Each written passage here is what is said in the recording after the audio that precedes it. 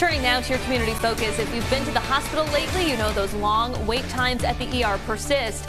And as much as we may hope, childhood lead poisoning is not a thing of the past. Here to talk about those issues and more, Attorney General Peter Neronha. Thanks for being here. Yeah, good to be with you. So let's start with those long ER wait times. You took to X just last week and tweeted out a study that looked at federal data tracking ER wait times.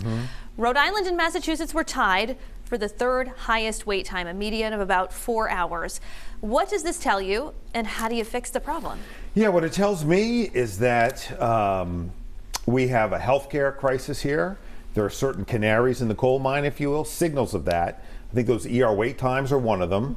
The inability to find a doctor, a primary care physician. If you don't have one right now and you're trying to find one, very, very difficult.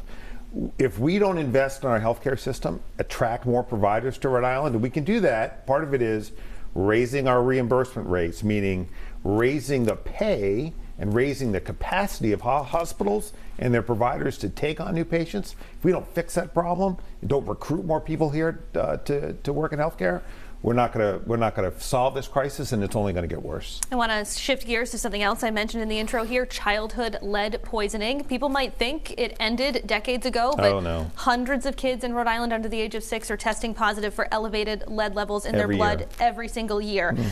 Talk to me about this bill that the General Assembly approved last year, this certification or a lead certification registry for rental properties. This was something your office championed. Where does that stand? Yeah, it's not where it should be. So we have brought a lot of actions against landlords who haven't cleaned up lead paint, but we could do those cases 100 a year and we wouldn't solve the problem. We can solve lead poisoning in children. We can eliminate it the way Maryland do if we have this registry. What that registry requires is that anyone who's got a rental property has to get a certification that it's lead free. It's not difficult to do, and frankly it's not difficult or expensive to clean up lead on your property. What that does, it allows every parent the comfort of knowing when they sign the lease that they don't have to worry about lead poisoning. The General Assembly passed it last year. The problem is it has not been funded. So we still don't have that registry. And in the governor's budget this year, it is funded, but only in part. So only pre-1978 properties, which doesn't get to all of the problems that we face in rental properties, and it won't come online until next year.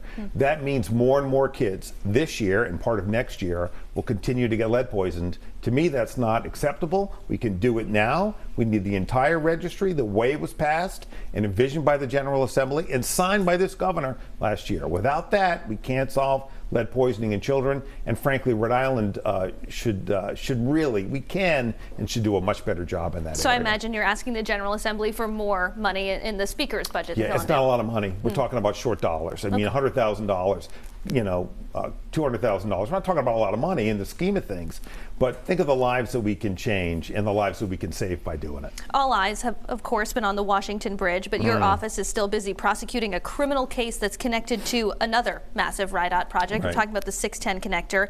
Allegations here are that a Massachusetts-based construction firm illegally, used thousands of tons of contaminated soil as fill at that site. There was just a recent development in the case. Bring us up to speed. Yeah, so remember, what we alleged in that case is that fill that does not meet our soil standards was brought from Massachusetts and dumped out there and used in the project. And then other fill was moved from the new train station also that shouldn't have been there. What the defendants tried to do was try to get our case dismissed. We won that motion, so our case is going to move forward as we always believed it should. And we're confident when we get this case in front of a jury, the right result will come out for Rhode Islanders. Any timeline for when that may be resolved, and what does the right result look like in your opinion? The right result looks like liability for the corporation, liability for the defendant we charged.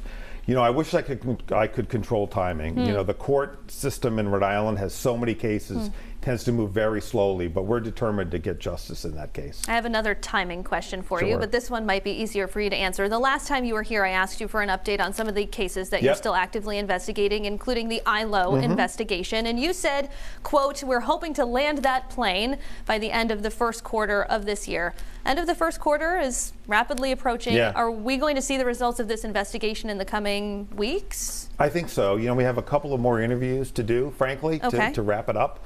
Some of that timing is controlled by the people we want to interview. Will they agree to an interview, and how long their counsel takes to kind of get them with us and the state police? But I anticipate this being done. Again, I'm hoping for the end of the first quarter. All right, Rhode Island Attorney General Peter Neronha, that's all the time that we have today. Thanks for being here at 4. Thanks, Kim. Always good to be with you.